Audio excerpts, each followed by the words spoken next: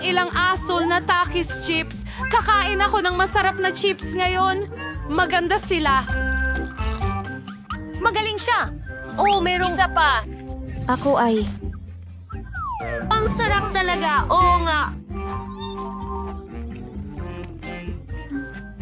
Paanghang sila.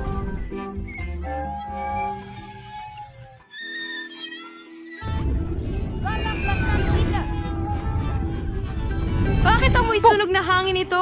Ako ito na nasusunog. Ililigtas kita. Mas mabuti na. Ako, nasusunog pa si Nancy.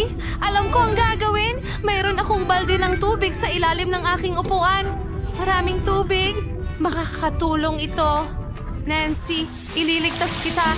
Sa wakas, kahila-hilakbot iyon. Ang Takis ay hindi pala ganun kawalang pinsala. Pero ngayon basa na ako.